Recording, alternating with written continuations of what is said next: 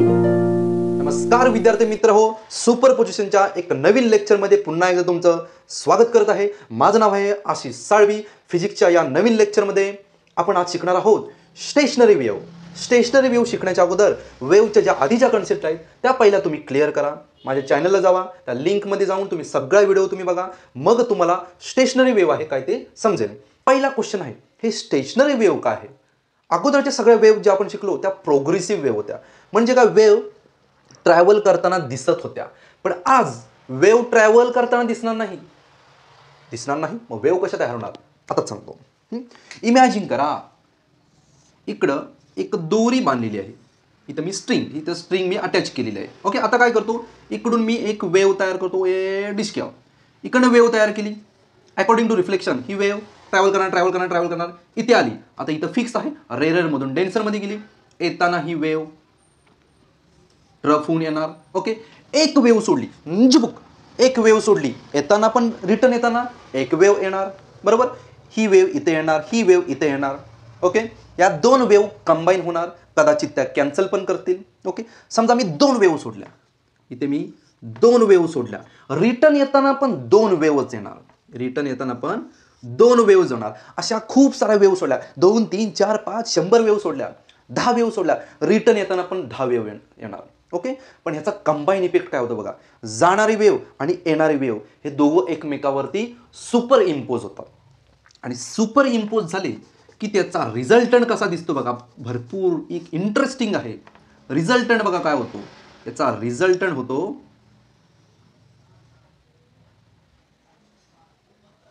अशी वेव्ह तयार होते.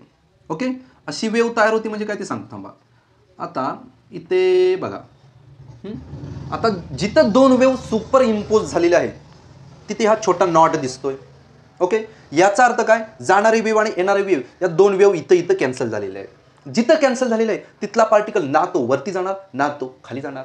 फक्त इथला पार्टिकल, हा जो पार्टिकल आहे तो आता वर जाणार खाली जाणार, तो पुढे जाणार नाही.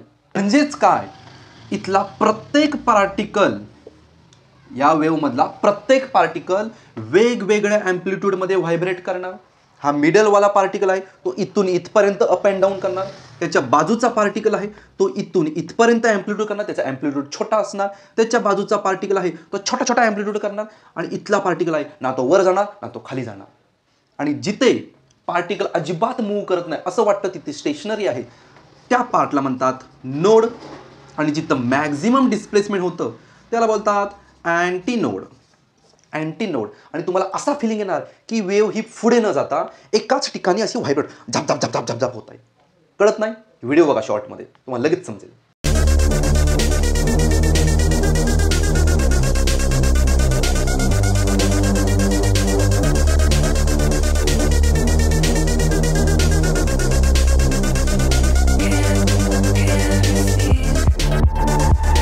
जा रहे इक्वेशन. इमॅजिन करा, एक वेव्ह इकडे जाते, एक वेव्ह इकडे येते, दोन्ही अपोजिट डायरेक्शन आहेत. ओके, दोघांचा आहे अँप्लिट्यूड हा सेम असणार आहे, त्याशिवाय स्टँडिंग वेव्ह तयारच होणार नाही. बरोबर, आणि अपोजिट डायरेक्शन पाहिजे. समजा एक वेव्ह राईट साईडला जाते, y1 ती तिकडे जाते. Equation a sin ω t minus kx.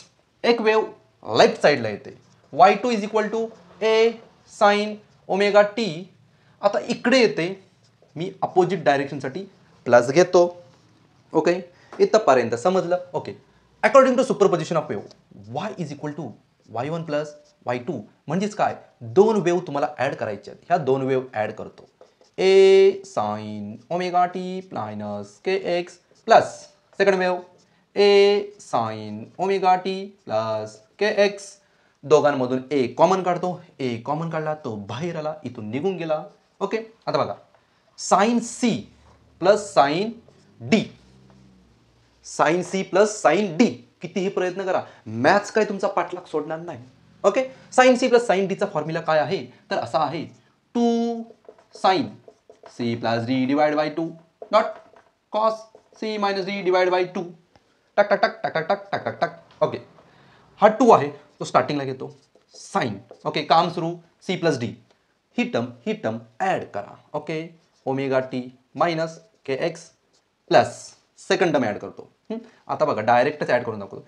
हे दोघं एकमेकात ॲड केले, कुठले टक टक टक टक टक टक. ओके, ओमेगा टी डबल होणार 2 omega T minus K X plus K X cancel होणार ॲड केल्यानंतर डिवाइड बाय 2.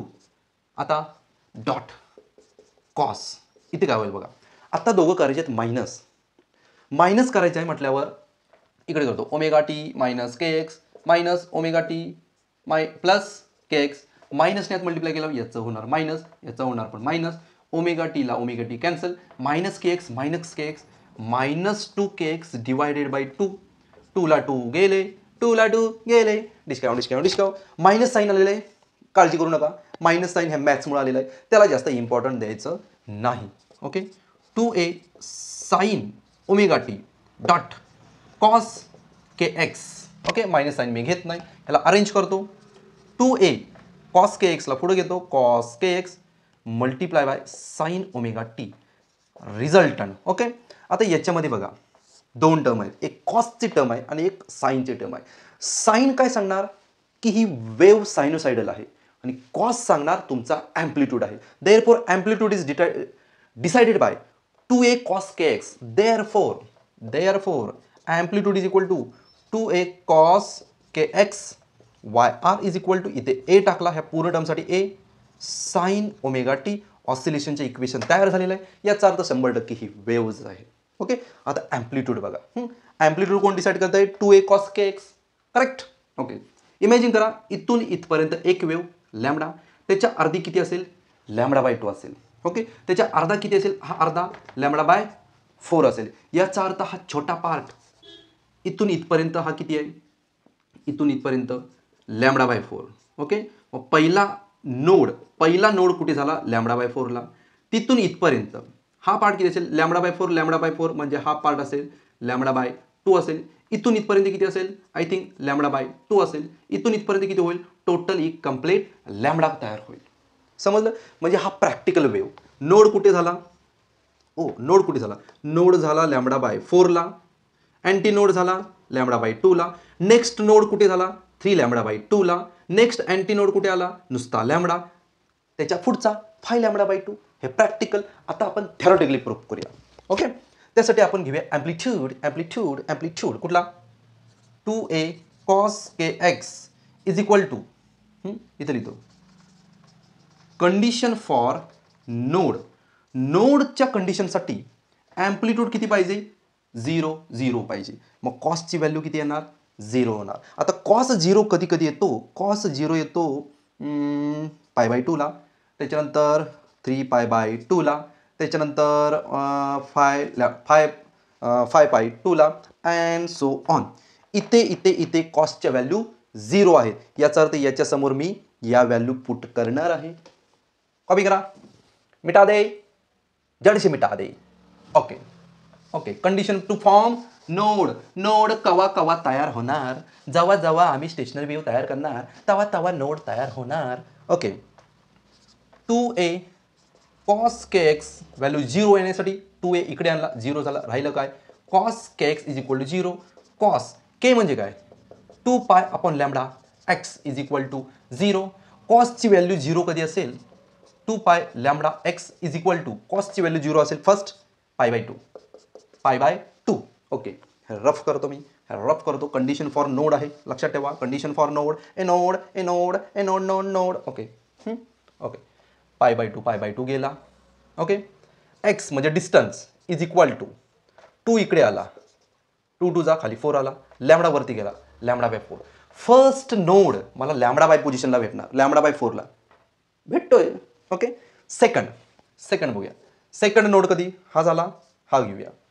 कुठलं घ्यायचं? ओके, इथे घेऊया, हे सिलेक्ट करूया. 2 पाय x divide by lambda. Second कधी भेटतोय? 3 पाय बाय 2. 3 पाय बाय 2, पायला पाय कॅन्सल, हा 2 इकडे आला, एक्सला इथे ठेवा. सेकंड नोड 2 इकडे आला, 4 झाला, लॅमडा वरती गेला, 3 लॅमडा बाय 4. दिसतंय का? 3 लॅमडा बाय, करेक्ट, एकदम सटीक. Second anti node 3 lambda by 4ला येणार. मग थर्ड कधी येईल? 5 लॅमडा बाय 4ला येणार. त्याच्या नेक्स्ट 7 लॅमडा बाय 4ला येणार. ओके, मला वाटतं तुम्हाला नोड कळालेला आहे.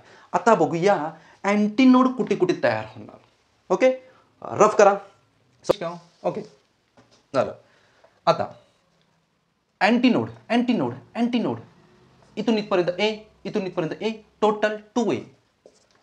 कधी कंडिशन फॉर अँटीनोड तयार होण्यासाठी कंडिशन. ओके, 2a ला 2a कॅन्सल झाला. Cos kx is equal to 1. Okay 1. आता वरती पण आहे खाली पण आहे, इथे प्लस मायनस. ओके, आता कॉस kx 1 ची व्हॅल्यू कधी कधी येणार. 1 व्हॅल्यू कॉस 0 ला येणार, त्याच्यानंतर पायला येणार, 2 पायला येणार, 3 पायला येणार, dash dash dash so on. या व्हॅल्यू ठेवलात कॉसच्या तर आन्सर 1 येणार. ओके बघा, kx इज इक्वल टू पहिला 0 करतो, मग x किती येणार 0. ओके, स्टार्टिंगला 0, अँटीनोड तयार झालेला आहे. Okay, second kx is equal to पहिला पाय घेतो, k ची value 2 pi upon lambda, x is equal to pi, पायला pi cancel, x is equal to lambda वरती 2 खाली. हा second antinode lambda by 2 yes correct आलेला आहे लॅमडा बाय 2. थर्ड वाला. ओके थर्ड वाला 2 pi x3 divide by lambda is equal to हा झाला 2 पाय घेऊया, 2 पाय, पायला पाय कॅन्सल, हाताला हात कॅन्सल, लॅमडा वरती गेला, 2 खाली आला, lambda by 2 O lambda by 2 आलेला आहे. अरे पण इथं कॉपी झालेला आहे. पाय घेतला ना, पाय घेतला 2 ला 2 कॅन्सल, लॅमडा आला, फक्त लॅमडा. ए बघा नाही कळलं. पायला पाय कॅन्सल, 2 ला 2 कॅन्सल, लॅमडा इकडे आला, अँटायनोड लॅमडाला आलेला आहे. x3 कितीला लॅमडाला. तसा x4 कधी येणार, x4 2 ला 2 कॅन्सल, 3 लॅमडाला, 3 लॅमडा बाय 2 ला येणार. नेक्स्ट अँटायनोड. अशा रीतीने नोड आणि अँटीनोड हे पण डिसाईड केलेले आहेत. Okay, distance between the 2 node, 2 node मधला डिस्टन्स किती आहे, 2 नोड मधला डिस्टन्स लॅमडा बाय 2. 2 अँटीनोड मधला डिस्टन्स पण लॅमडा बाय 2 येणार. मायनस करून बघा, एकातून एक मायनस करून बघा, लॅमडा बाय 2. नोड आणि अँटीनोड मधला डिस्टन्स लॅमडा बाय 4. हे पण तुम्ही मॅथमॅटिकली प्रूव्ह करू शकता. एकाचा नोड घ्यायचा, एकाचा अँटीनोड घ्यायचा आणि 2 मायनस करायचा, लॅमडा बाय 4च येणार. 2 नोड घेतल्यात किंवा 2 अँटीनोड घेतल्यात आणि एकमेकातून मायनस केल्यात तरी लॅमडा बाय 2च आन्सर येणार. ओके, हा झालेला आहे स्टेशनरी वेव्ह. व्हिडिओ पण खूप मोठा झालेला आहे. पॉज करा, याची प्रॅक्टिस करत जा. ओके, भेटूया पुन्हा एकदा पुढच्या व्हिडिओमध्ये. बघू काय असेल ते पुढच्या व्हिडिओमध्ये. तोपर्यंत बाय बाय.